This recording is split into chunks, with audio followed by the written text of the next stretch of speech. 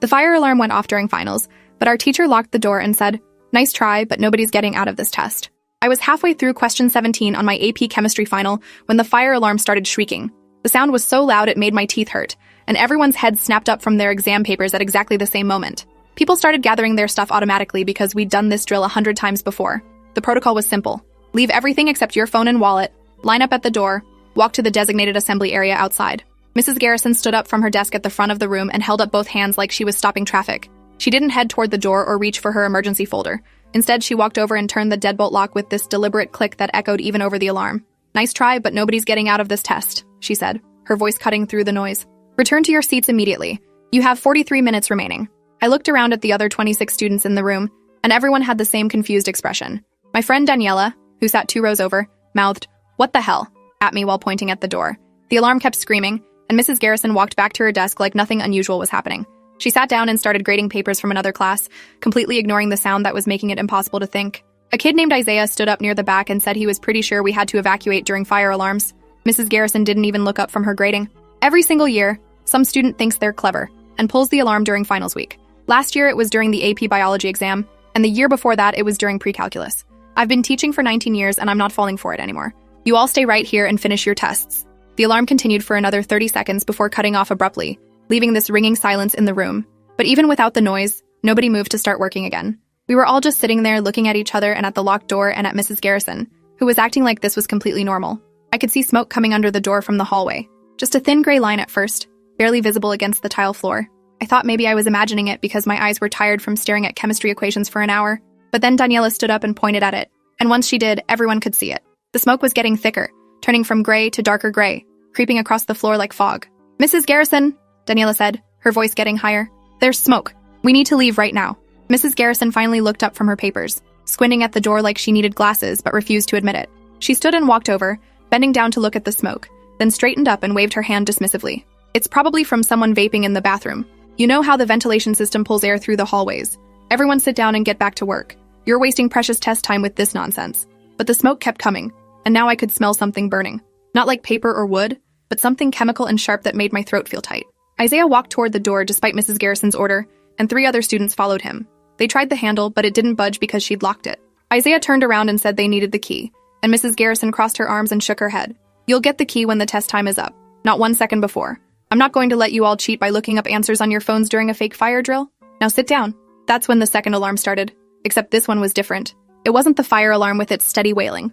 This was the lockdown alarm, the one that meant active threat, the one we drilled for after the shooting at the school 3 counties over last fall.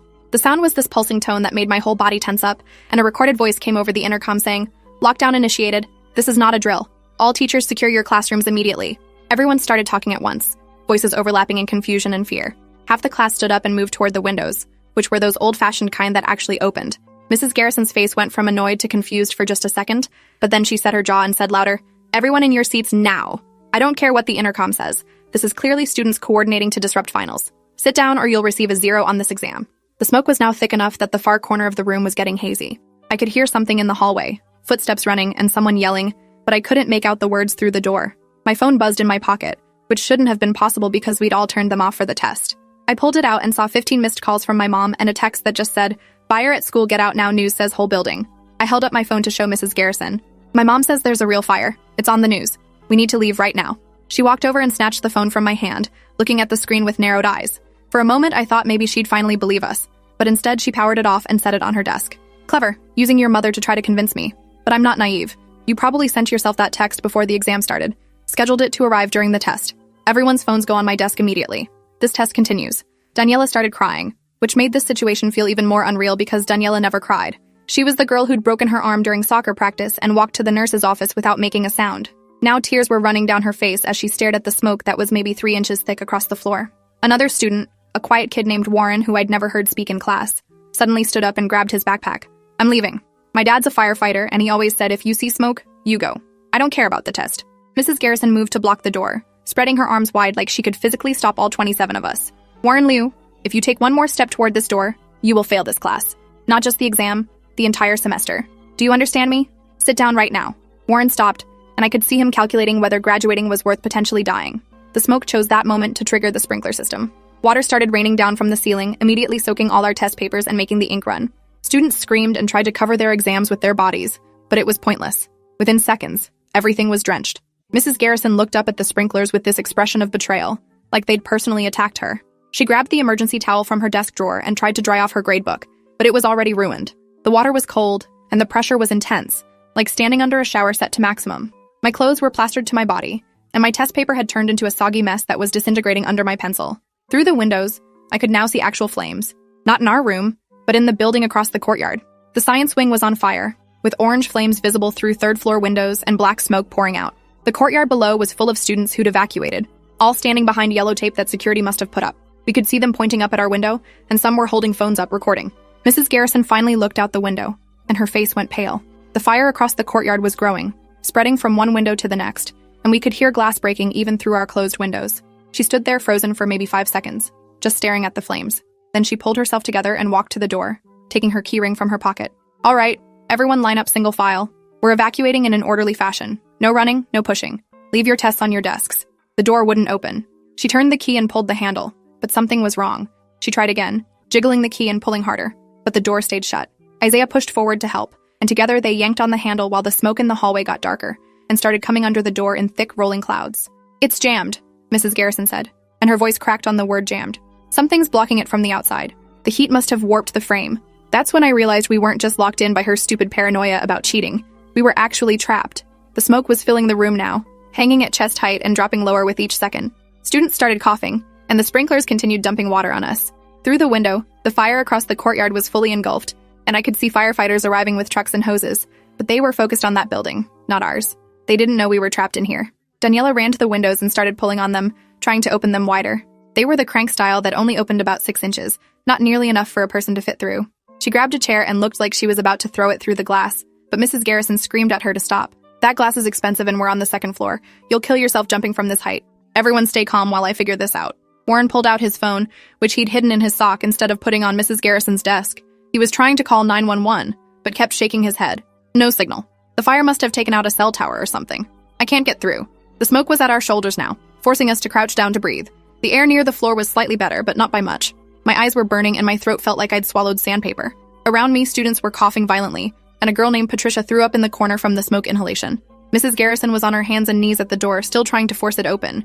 She'd grabbed a fire extinguisher from the wall and was using it like a battering ram, slamming it against the door frame over and over.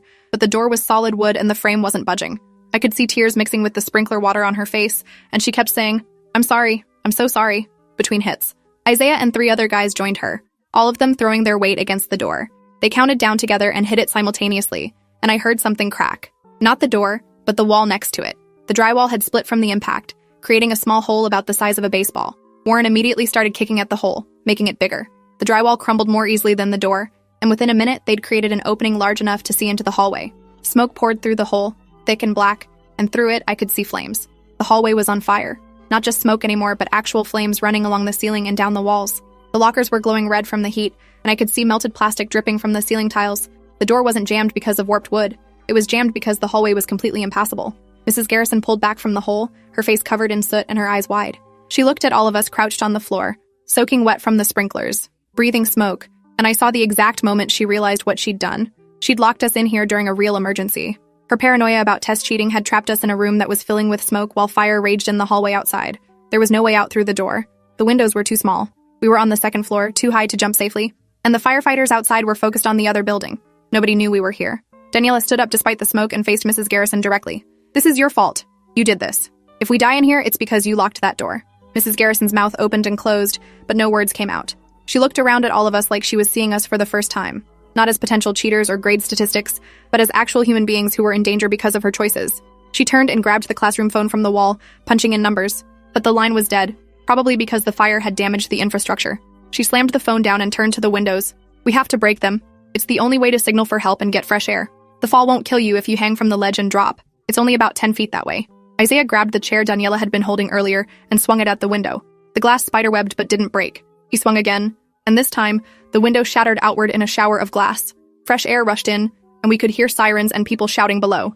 Warren leaned out the broken window and started yelling, waving his arms to get the firefighters' attention. Students crowded around the windows, trying to breathe the outside air while avoiding the broken glass still stuck in the frame.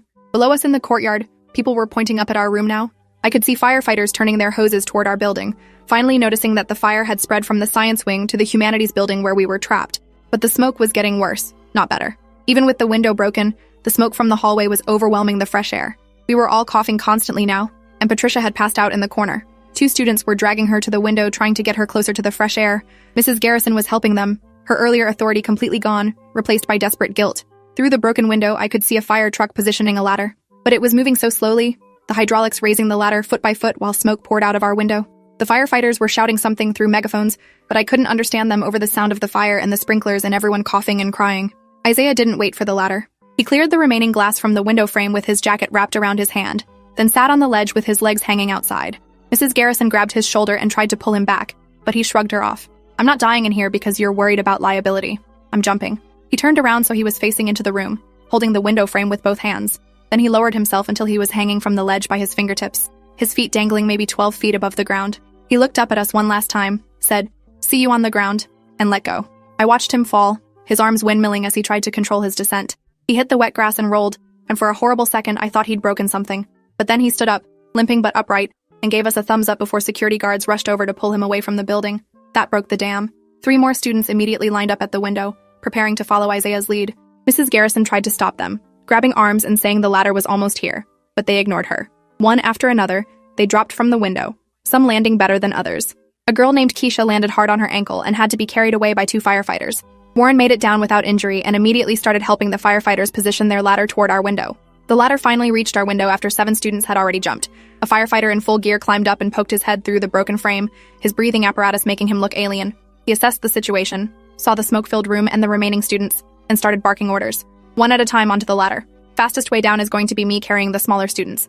Anyone who can climb on their own, go now. Daniela went first, climbing down the ladder with shaking hands while the firefighter stayed at the top to help. Behind her, a steady stream of students descended, some on their own, others being carried by firefighters who climbed up just to bring them down. Patricia was still unconscious, and it took 2 firefighters to get her onto a stretcher and lower her down the ladder. I was near the back of the line, waiting my turn while the smoke got thicker. The sprinklers had finally stopped, probably because the water main had been damaged by the fire. Without the water, the heat in the room was becoming unbearable. The wall that separated us from the burning hallway was hot to the touch, and I could see the paint bubbling. There were 6 of us left in the room when the wall caught fire. Not slowly, but all at once, like someone had flipped a switch. Flames erupted from the drywall, spreading across the classroom ceiling in seconds. The firefighter at the window grabbed the nearest student and literally threw them onto the ladder, then reached for the next person. I was third in line, and I could feel the heat on my back as the fire spread behind me. The ceiling tiles were dripping burning material, and the posters on the walls curled and blackened. Mrs. Garrison was last. She pushed the student in front of me toward the window and shouted at the firefighter to take them first. I was right at the window frame, ready to climb onto the ladder, when I heard her scream. I turned around and saw that her jacket had caught fire from a falling ceiling tile. She was slapping at it, trying to put it out, but the flames were spreading across her back. The firefighter reached past me and grabbed her, pulling her toward the window. But she fought him, trying to push him away because she thought he should save me first. He ignored her protests and dragged her to the window, shoving her onto the ladder where another firefighter was waiting. They descended quickly, leaving me alone in the burning room. The heat was incredible now, like standing inside an oven. My hair felt like it was about to catch fire, and I couldn't see more than a foot in front of me through the smoke. The firefighter appeared back at the window, silhouetted by the light from outside, and reached for me. I grabbed his hand, and he pulled me through the window frame so hard I felt my ribs compress. He turned me around and put me on the ladder, then climbed down behind me with one hand on my back to keep me from falling. The descent took maybe 20 seconds, but it felt like forever. My hands were shaking so badly I could barely hold the rungs, and twice I missed my footing and almost fell before the firefighter caught me. When my feet finally hit the ground, my legs gave out and I collapsed onto the grass. Paramedics were everywhere, putting oxygen masks on students and checking for injuries. I could see Mrs. Garrison being loaded into an ambulance, her jacket still smoking. The burn on her back looked bad, but she was conscious and talking to the paramedics. Around me, students were crying or sitting in shock or calling their parents. The fire had spread through most of the humanities building now, and firefighters had given up on saving the structure. They were just trying to keep it from spreading to other buildings. I watched the window we'd escaped from get swallowed by flames, and the entire 3rd floor collapsed inward with a sound like thunder. If we'd waited even 2 more minutes, none of us would have made it out. Daniela found me sitting on the grass and dropped down next to me, pulling me into a hug. We just sat there shaking and breathing and being alive. Around us, the chaos continued. Fire trucks and ambulances and news crews setting up cameras. A reporter tried to shove a microphone in my face, asking what it was like being trapped in there, but a firefighter physically moved her away before I could answer.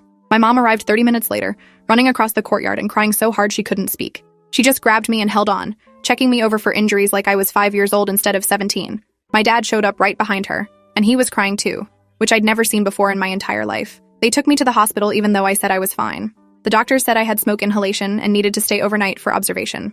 They put me in a room with Daniela and Warren, and we just watched the news coverage in silence. The fire had started in a chemistry lab where a student was working on an experiment without supervision. A reaction had gone wrong, causing an explosion that ignited chemicals and quickly spread to the rest of the science wing. The fire department estimated that the flames had spread to the humanities building within 6 minutes of the initial explosion.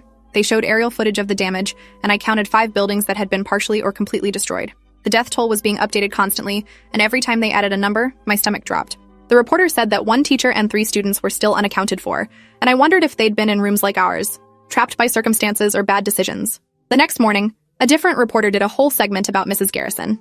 They'd interviewed students who'd escaped, and the story had gotten out about her locking the door during the fire alarm. The reporter called her reckless and negligent, and showed dramatic reenactments of us trapped in the smoke-filled room. But they also interviewed Isaiah, who said that despite her terrible judgment, she'd ultimately tried to save us at the end and had gotten burned doing it. The news played footage of her being loaded into the ambulance, and I could see the guilty expression on her face even through the smoke and chaos. The internet had already decided she was a villain.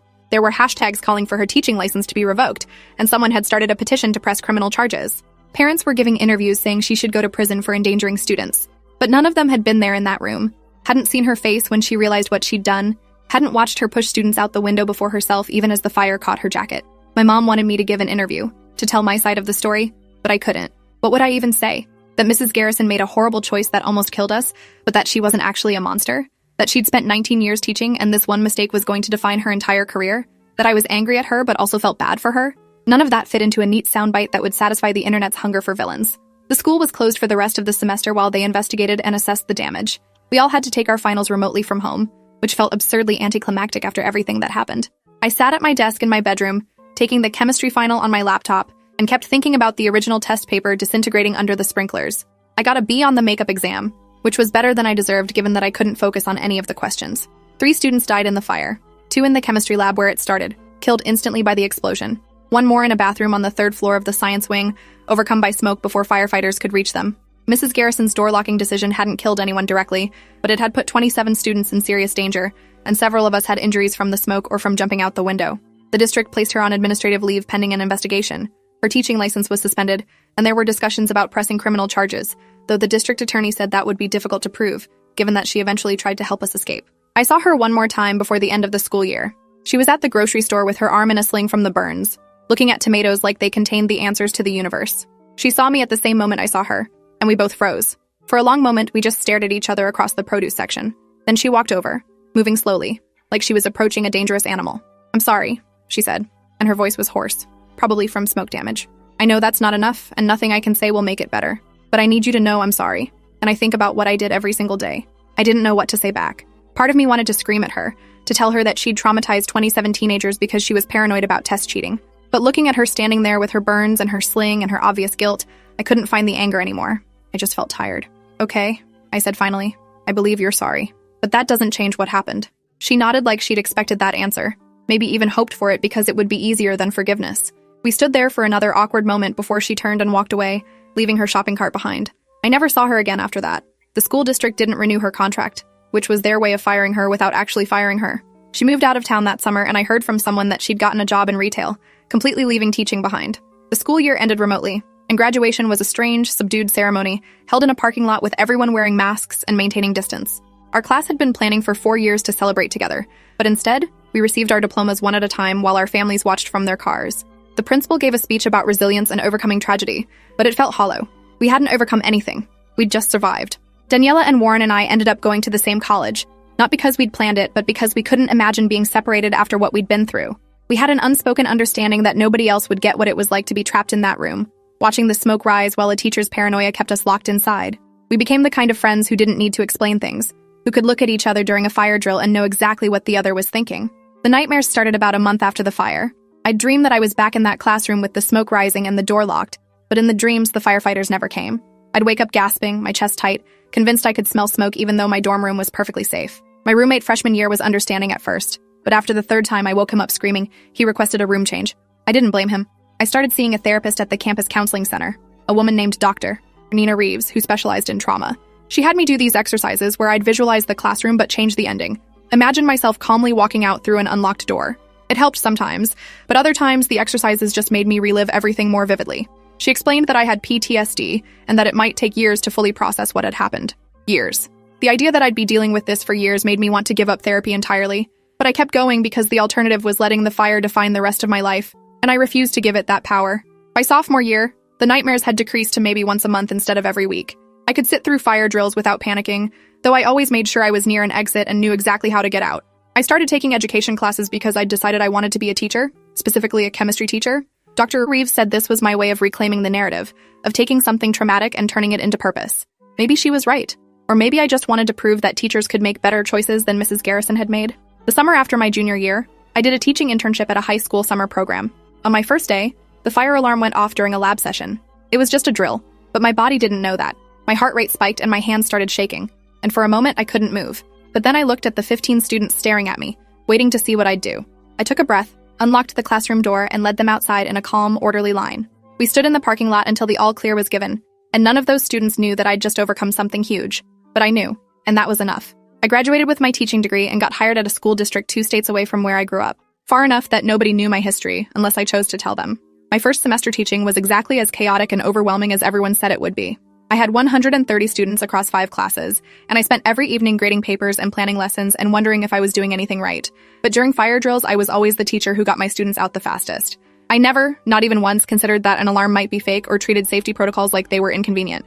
My students probably thought I was paranoid, the way I practiced evacuation routes and made them memorize emergency procedures. But I didn't care. In my 3rd year of teaching, I was eating lunch in the faculty lounge when another teacher mentioned a former colleague who'd lost her license after locking students in during a fire. It took me a moment to realize she was talking about Mrs. Garrison. The story had become an urban legend in education circles, a cautionary tale they told in teaching programs about the importance of following safety protocols. But in the retelling, Mrs. Garrison had become a monster, someone who deliberately tried to harm students. The nuance was gone. Nobody mentioned that she'd been paranoid about cheating, or that she'd eventually tried to save us, or that she'd gotten burned in the process. She was just the villain in a story about what not to do. I wanted to correct the story, to add the context, but I didn't. Because the truth was complicated and people didn't want complicated. They wanted clear heroes and villains, obvious lessons and tidy endings. And Mrs. Garrison's story didn't fit that template. After 15 years of teaching, I still think about that day in the locked classroom. I think about it every time there's a fire drill, every time I see smoke, every time a student tries to convince me of something that sounds too convenient to be true. I think about Mrs. Garrison and wonder what happened to her, whether she ever forgave herself for what she did. I think about Isaiah hanging from the window ledge, and Daniela breaking down crying, and Patricia unconscious in the corner. I think about the 3 students who died in rooms where teachers had followed the rules and evacuated properly, and I wonder about the randomness of survival. But mostly, I think about the moment when Mrs. Garrison finally understood that the alarm was real. The look on her face when she realized her paranoia had put us all in danger. That moment of horrified comprehension that her choices had consequences she never intended. I think about it because it reminds me that teaching isn't just about lesson plans and test scores. It's about making dozens of small decisions every day, and any one of them could be the difference between students who make it home safely and students who don't. It's about trusting that alarms are real even when they might be fake. It's about accepting that sometimes you can't prevent cheating, but you can prevent tragedy. My students will never know why I'm the teacher who takes fire drills so seriously, why I refuse to lock my classroom door during tests, why I have 3 different emergency exit plans posted around the room. They'll never know about the fire or Mrs. Garrison or what it feels like to watch smoke rise while you're trapped inside. And that's okay, because every student who walks out of my classroom safely, every fire drill where we evacuate without incident, every test where someone could cheat but I don't lock the door anyway, that's me making a different choice than Mrs. Garrison made. That's me choosing to trust the alarms and protect the students, even if it costs me perfect test security. Some of my students probably do cheat. I'm not naive enough to think they don't. But I'd rather have students who cheat and live than students who are honest and trapped. That's the lesson I learned in that smoke-filled room, and it's the lesson I carry with me every single day I teach. The fire alarm goes off during my finals now, and I don't hesitate. I unlock the door, I lead my students outside, and I count heads to make sure everyone made it. And if it turns out to be a false alarm pulled by a student trying to avoid a test, well, that's a problem I can solve later. Because the alternative, the locked door and the rising smoke and the trapped students, that's not a problem anyone should ever have to solve. Standing outside during drills, watching my students joke around and complain about the interruption, I sometimes catch myself looking at the windows of our classroom. 2nd floor, too high to jump safely, with windows that only crank open 6 inches. And I think about how different choices, made in a single moment of paranoia and pride, can mean the difference between students who graduate and students who become statistics. If you enjoyed this, you'll definitely want to see the next ones too. So subscribe now and let me know your take in the comments.